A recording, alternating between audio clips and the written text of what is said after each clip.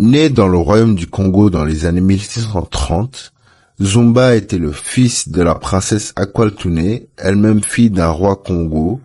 Durant la bataille du Mouila, il est capturé et réduit à l'esclavage par les Portugais et transporté jusqu'au Brésil où il fut contraint à travailler dans les plantations aux côtés de ses frères et sœurs et de nombreux autres nobles capturés à la suite de la bataille. Mais Ganga, du fait de son ascendance royale, était un homme extrêmement fier et il ne pouvait se satisfaire d'un tel traitement. Aux côtés de son frère Zona et de sa sœur Sabina, il réussit à s'échapper et s'enfuir vers ce qu'on appelait alors un Mokambo. Les Mokambo, c'étaient plusieurs villages fédérés entre eux et rassemblant des milliers de personnes qui, comme Ganga Zumba, avaient réussi à s'enfuir des plantations. Leur nombre ne cessa de croître et dans les années 1670, Zumba émerge comme le leader du Quilombo dos Palmares, l'un des plus grands groupements de Mokambo de la période. C'est à ce moment-là que Zumba devient Ganga Zumba. C'était un véritable pied de nez pour le gouvernement hollandais qui était devenu maître de la région durant cette période.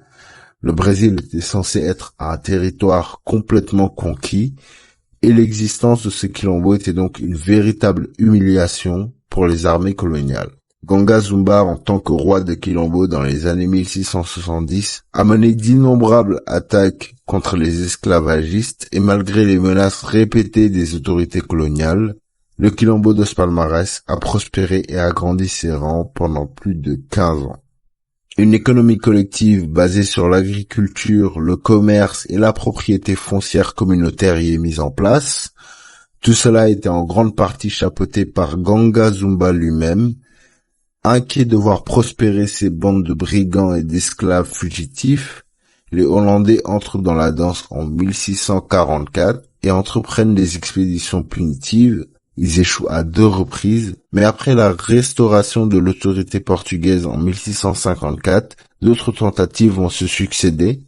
Des dizaines d'expéditions militaires ne suffisent pas à détruire le Quilombo dos Palmares. Ganga Zumba a donc solidifié son statut grâce à ses prouesses, son charisme et surtout son esprit tactique militaire et régna avec succès sur ce royaume nouvellement fondé pendant plus de 15 ans.